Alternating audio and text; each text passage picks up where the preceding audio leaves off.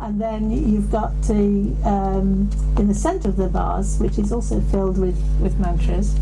That was the last thing that was filled. We filled that with mantras. Is what's in a way the central pillar of the stupa, which is the Sokshing, the tree of life, and the symbolism around that is like volumes in itself, in fact. And some of you were lucky enough to see it before it went into the stupa. Beautiful obelisk, painted red with gold writing. And eventually what we did was to hollow out the centre of it and put into it the golden stupa that Khenpo Sutin Gyaltsen had given us earlier in the year. Because last time I went to see him, that's my main teacher, who also is behind this stupa, as he was leaving, I was sad because I wanted him to come and do the consecration because I have such a good relationship with him. But he said, just as I was leaving, he said, a stupa only needs to be this big. And he said this several times. And it took me all day to work out the significance of that. If it only needs to be that big, he could consecrate it and we could bring it and put it in our stupa. And he agreed. So he did consecrate it, and it's now had very special relics put in it. And it's right there in the centre, radiating out from a sort of stupa within a stupa within a stupa. So it feels very special to us in the Awakened Heart Sangha, for whom Khenpo Sutin Gyaltsen is so special. And on the Sokshing, all the way down, it has actually the structure of our body, if you like, and the chakras of the body, speech, mind, qualities, activity, and there's a colour to represent each, because otherwise we can't represent them because they don't have form really. So that's white, red, blue, yellow, green. It's been wrapped around with silk and ribbons, and at that time we wrapped in all these very special relics. Some we have, those of you who know the Kagyu lineage will know of Mapa, the teacher of Milarepa, the teacher of Gampopa, the teacher of the first Karmapa, second, third Karmapa. Some of these teachers we've already been studying the texts associated with them, so when you hear the name you think, oh yes, we sing the songs of Milarepa, we do the prayer of the third Karmapa, we've been studying the text of Gampopa, and we have a relic from each of those there. Now the relic could be of various kinds. It could be a piece of their robe or some item that belonged to them. It could be some part of their body, like the ash when they were burnt, or the bone or something like that. Or it could be little hard round things that turn up in the bones of saints when they're cremated. They're considered very special. So we have got actually selection of those sort of. I've written a whole list of this, which you can get from the website, but I've named only a few. As I've already mentioned a few before. We've also got these relics. A lot of them were collected by Khenpo Namgyal, who's from the Lekshe Ling, the monastery of the Lama, over many years. And he has even one relic of Sri Singha, who's a teacher of Guru Rinpoche himself, so it goes way back.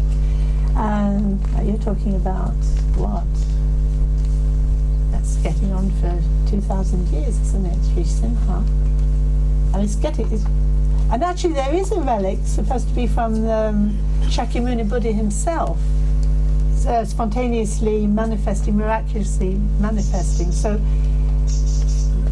I can't say I really understand how this works, but somehow I find it very inspiring to feel that we're part of the mandalas of these great beings, and it's all here in this place. You see in other traditions, they're taking the relics out and marching them around the city once a year or something, and really drawing attention to the fact that this is something very special. And it feels it, and it has again that idea of the burial mound, the great being that is placed in a special receptacle or mound, and that has a lot of symbolism of its own. And then the idea that if it's an enlightened being, then you get this spire of light emerging from it that tells you, oh, this was an enlightened being. So it's more elaborate than just a mound. And the actual tree of life itself is taken from a tree. Khenpo Namgyal went on a special trip. He went to get the wood to make the tree of life in there, which is juniper from near the cave of Milarepa in Yomo in Nepal. So he made a special trip to get it, and we hollowed it out to put in the golden stupa. So there are some shavings for people who sort of really appreciate that kind of thing. We'll be able to put that in other Buddha images and things. So what have I not talked about? Is so much that you can talk about. Well, one of the things I didn't say about the base, when he was doing the base, he was emphasizing that this was in order to pacify the elements, so that we didn't get extremes of the elements. So they'll be nicely in balance, so that when you're doing a consecration, you get a very strong downpour of rain, or a totally clear sky. And in fact, when we were setting up the Sokshing itself, the Tree of Life, we had the most amazing rainbow appear. It was really quite spectacular. So I thought, well, after that rainbow, I thought, I don't mind what the weather does. The last point I wanted to talk to you, a couple of points, was Lama Punsok himself, and what a remarkable person he is. He's been telling us about his childhood at lunchtime, and talking about he comes from a very poor family in Nepal, where they didn't have anything when he was young. Running water, forget it. Torches, forget it. Candles, forget it. You just had if you wanted to learn at night, you had to sit by a hot fire. And they make the fire up very hot so you can read by the light of the fire. And if you fall asleep, you burn yourself. It was quite remarkable to think that he'd had such a, he says when he thinks of his childhood, he thinks it's like, was that this life or another life? Because in 50 years, he knows more about how to do Facebook and all these sending out messages than I can work out, and he's tremendously adapting all the time to the situation he finds himself in. And he's managed to, he first of all started by building a school for some young Nepali monks. Well, they're not monks obviously at that age, but they're training in a monastic situation. And in the last 22 years, they've grown up and now taken over a huge monastic and school, monastic college, building and institution. And he's actually, two of them, he's the headmaster of that, and the other one is the Tibetan teacher from there. So they're not just anybody.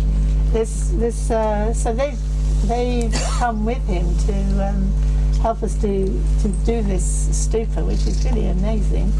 And as if that wasn't enough, he's in his 60s.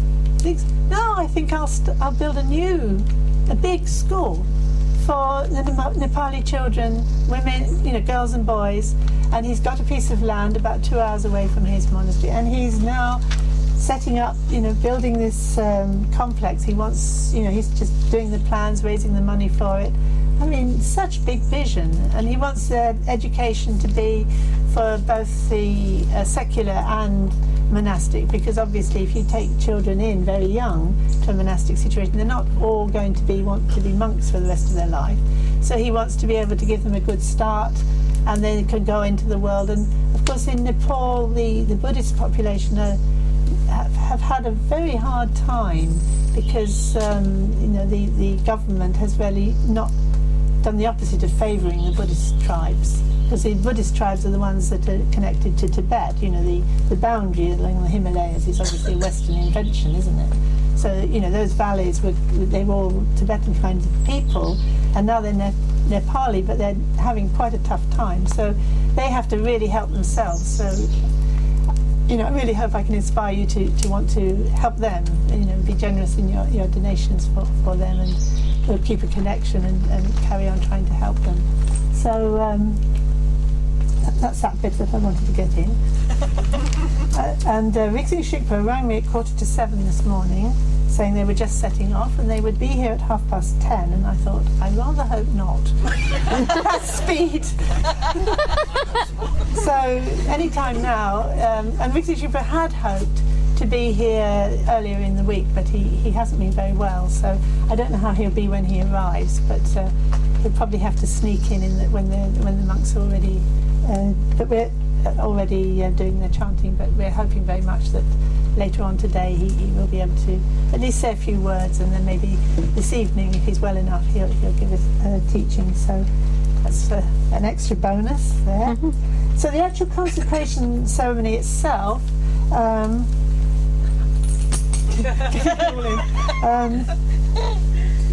monks, they've already done half of it this morning. When it was raining, they really wanted to do it in the rain. So I'm joking.